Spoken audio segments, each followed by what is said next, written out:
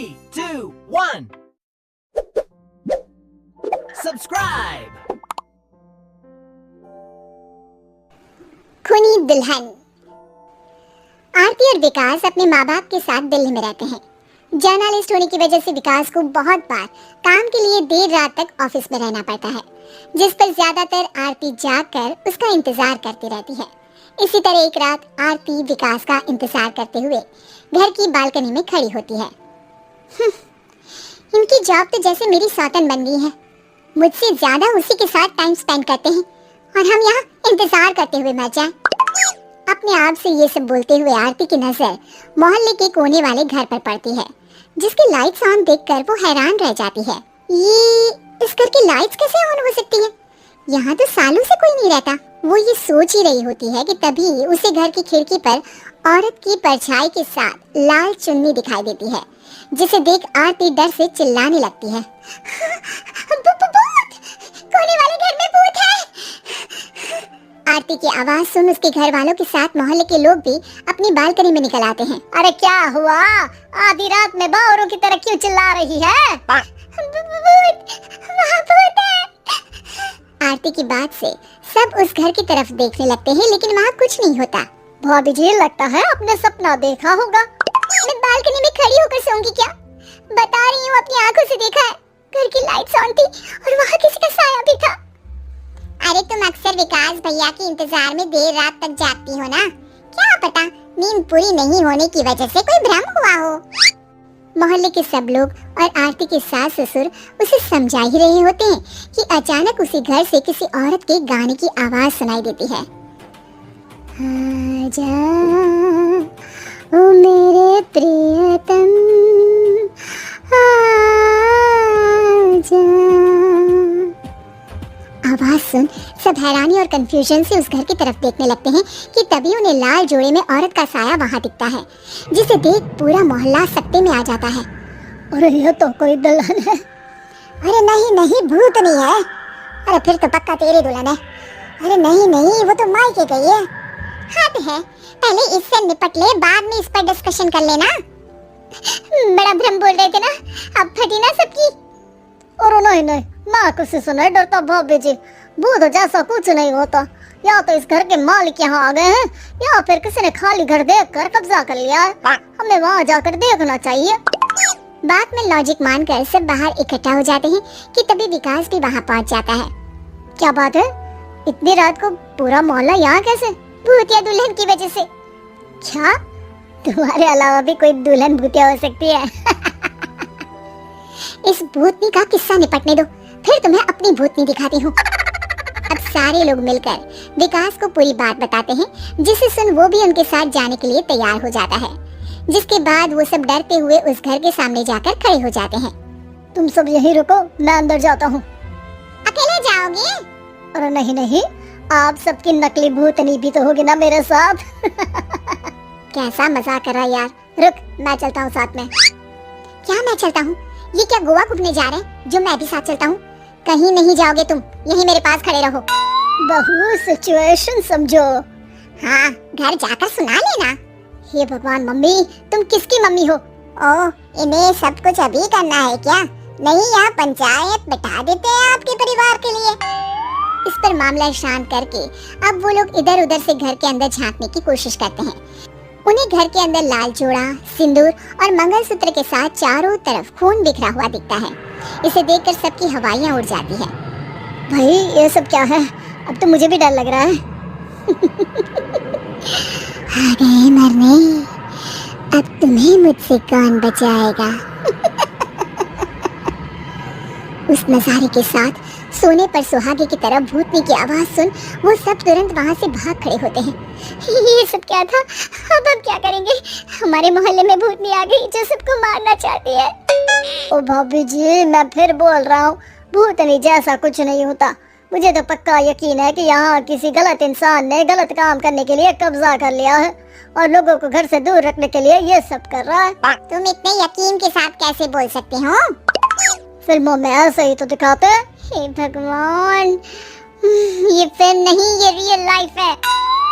हमें शांति से कुछ सोचना चाहिए। सब हमारे घर चलो। सब आरती के घर में इकट्ठा हो जाते हैं।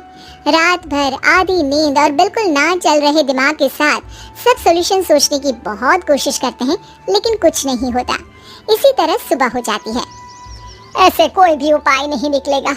सब पूरी रात के थके हुए हैं, घर जाओ, थोड़ा आराम कर, फ्रेश होकर फिर आ जाना, उसके बाद सोचते हैं कुछ। डरे सहमे लोग जैसे ही अपने घर जाने लगते हैं, तभी विकास को उस घर में कोई हरकत नजर आती है, जिस पर वो किसी को कुछ बताए बिना चुपचाप वहाँ पहुँच जाता है और कुछ देर बाद घर आकर सबको दोबारा इकट्ठा कर उस घर के पीछे वाले खिड़की पर ले जाता है। विकास क्या खेल लगा रखा है, ये कोई मजाक नहीं है। वही तो, मजाक नहीं, बहुत बड़ा मजाक है। अंदर देखो। जैसे ही सब उस खिड़की से अंदर देखते हैं तो उनकी आंखें खुली की खुली रह जाती है। मूवी की शूटिंग।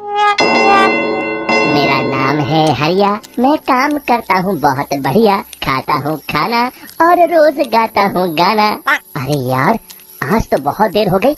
इस खतरनाक जंगल को देखकर तो मेरे हाथ पैर ठंडे हो गए हैं। अगर मैं वक्त पर गांव नहीं पहुँचा तो मालिक बहुत नाराज हो जाएंगे। तभी हरिया को एक आवाज सुनाई देती है। सुनिए हरि जी। अरे, ये आवाज किसने दी? तभी हरिया को सामने कुछ दूर एक औरत खड़ी दिखाई देती है।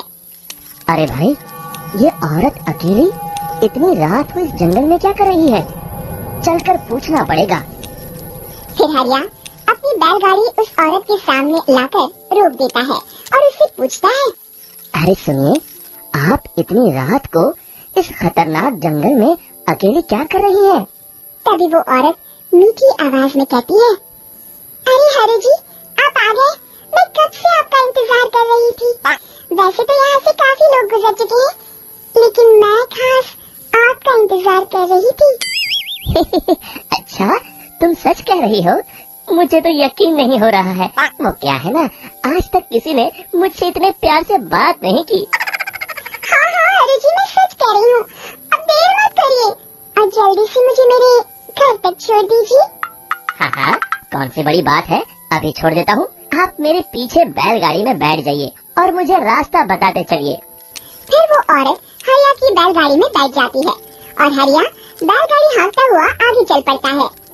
फिर उस औरत के बताए हुए रास्ते पर चलते चलते हरिया बैलगाड़ी लेकर एक काली गुफा के आगे आकर रुक जाता है। हरिया उस औरत से पूछता है। हाँ देवी जी, आपका घर कहाँ है? यहाँ पे गुफा के अलावा और कुछ नहीं है? तभी अचानक वो औरत हवा में उड़ने लगती है। देखते ही देखते उसका सुंदर रूप एक डरावनी चुड़ैल में बदल जाता है और वो जोर जोर से हंसती है।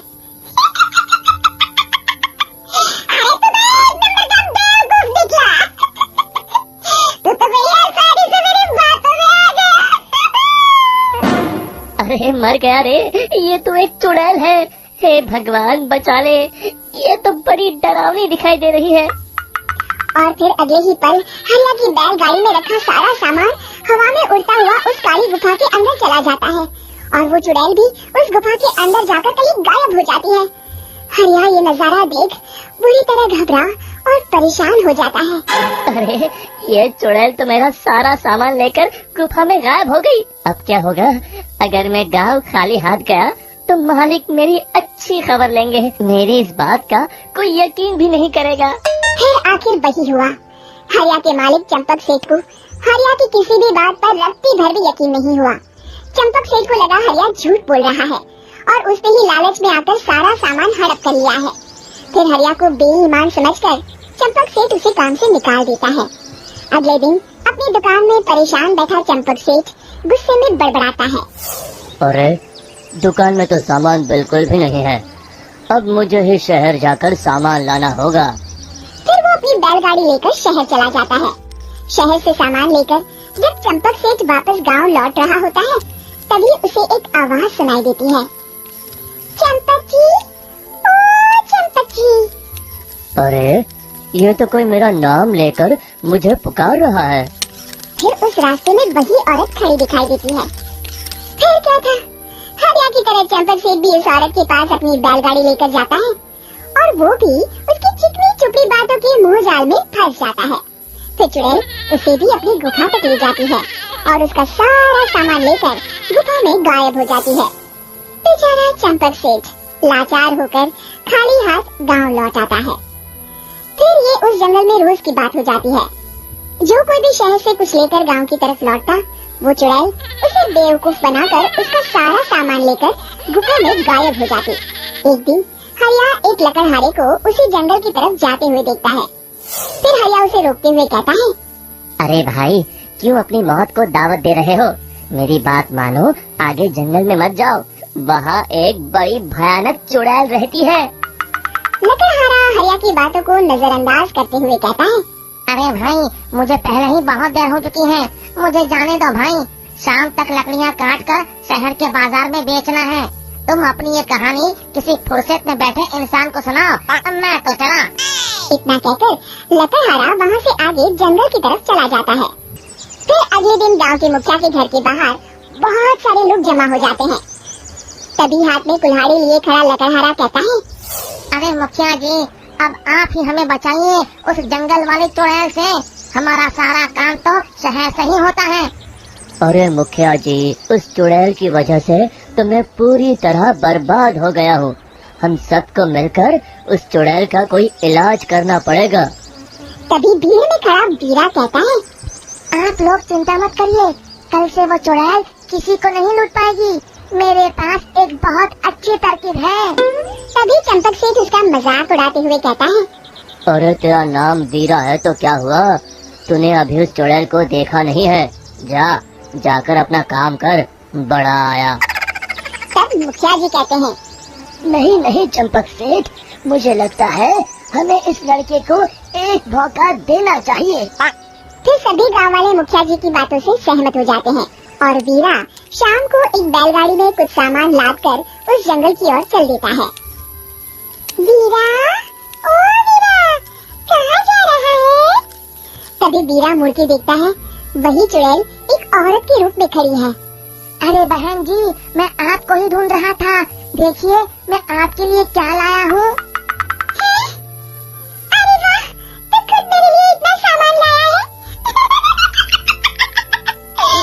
तू ही अकेला गाँव में समझदार है। जरा देखो, मैं भी खोल के जैसे ही चुड़ैल उस सामान पर से कपड़ा हटाती है, एक भगवान शिव की तेज रोशनी उसके अंदर मूर्ति से निकलती है और चुड़ैल अपने असली रूप में आकर जलने लगती है।